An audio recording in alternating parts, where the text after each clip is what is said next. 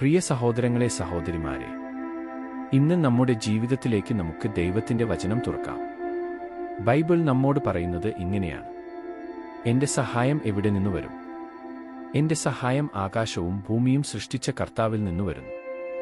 സങ്കീർത്തനം 121 അധ്യായം 1 വാക്യം. നമ്മുടെ ജീവിതത്തിൽ പല സമയങ്ങളിലും നമ്മൾ സഹായം തേടുന്ന അവസ്ഥകളിലൂടെ കടന്നുപോകുന്നു. ആരോഗ്യ പ്രശ്നങ്ങൾ, സാമ്പത്തിക ബുദ്ധിമുട്ടുകൾ, കുടുംബത്തിലെ പ്രശ്നങ്ങൾ, മനസ്സിലെ ഭാരം, ഇവയെല്ലാം നമ്മെ ക്ഷീണിപ്പിക്കും. ആ സമയങ്ങളിൽ നമ്മൾ മനുഷ്യരിലേക്കും സാഹചര്യങ്ങളിലേക്കും നോക്കും. എന്നാൽ പലപ്പോഴും അവിടെ നിന്നു നമുക്ക് വേണ്ട ആശ്വാസം ലഭിക്കണമെന്നില്ല.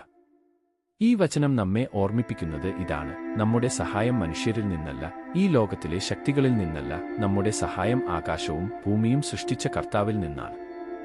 എല്ലാം സൃഷ്ടിച്ച ദൈവത്തിന് നമ്മുടെ ജീവിതത്തെ നിയന്ത്രിക്കാനും നയിക്കാനും പൂർണ്ണ അധികാരമുണ്ട്.